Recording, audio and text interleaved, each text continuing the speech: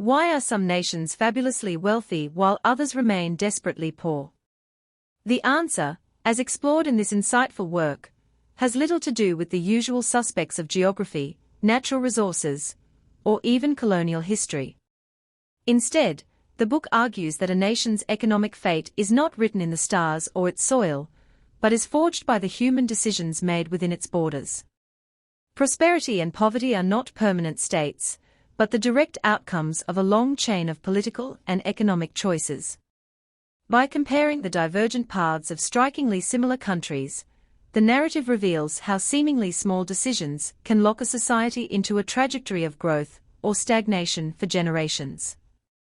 The book dismantles the comforting myth that wealth is a natural inheritance. It points out that Argentina, blessed with vast fertile plains and resources, failed to thrive, while South Korea, a rocky peninsula with few natural advantages, became an economic powerhouse. The difference wasn't in the land, but in the institutions built upon it. Argentina chose protectionism, political instability, and policies that favored narrow elites, eroding the trust and frameworks necessary for long-term investment. South Korea, despite a brutal war, made concerted choices to invest in education, foster export-oriented industries, and build relatively transparent institutions. These choices, repeated and reinforced over decades, created entirely different economic ecosystems. A central theme is the concept of path dependency, the idea that past decisions heavily constrain present and future options.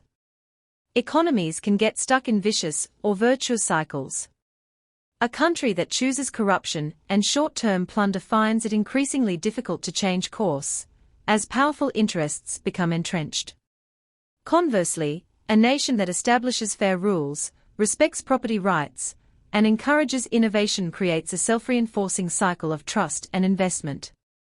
The book illustrates this by examining the historical roots of corruption, showing how systems established for colonial extraction or feudal control can persist long after their original purpose has vanished, poisoning modern economic life.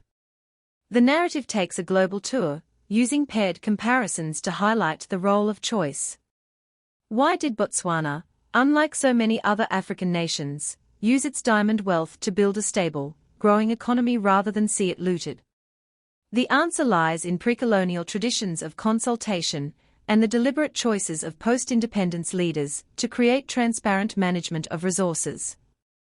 Why do the neighboring cities of Nogales, in Arizona and Sonora, share a climate and culture, but have vastly different living standards? The border represents a line between two different sets of rules, one set fostering opportunity, the other hindering it. Religion and culture are often cited as destiny, but the book argues they are malleable and their economic impact depends on interpretation and political choice. It shows how the same religious tenets have been used to support both stifling rigidity and dynamic entrepreneurship at different times and places.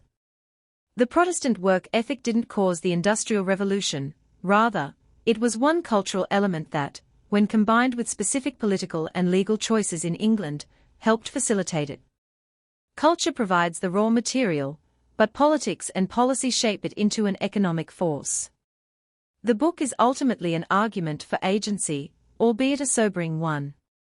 It acknowledges that breaking free from a negative path is immensely difficult, requiring monumental shifts in power and perception. Crises, such as wars or collapses, can sometimes provide the necessary jolt to break institutional logjams, as happened in Japan after World War II or in Eastern Europe after the fall of the Berlin Wall. However, there is no simple recipe. The transition from a crony economy to an open one is fraught with danger, often resisted violently by those who benefit from the status quo. In its concluding analysis, the work suggests that the most successful economies are those that remain open to trade, to new ideas, to creative destruction, and to political accountability. Isolation and protectionism are almost always choices that lead to relative decline. The wealth of nations is a story we write ourselves, chapter by chapter, through the laws we pass, the institutions we tolerate, and the values we choose to reward.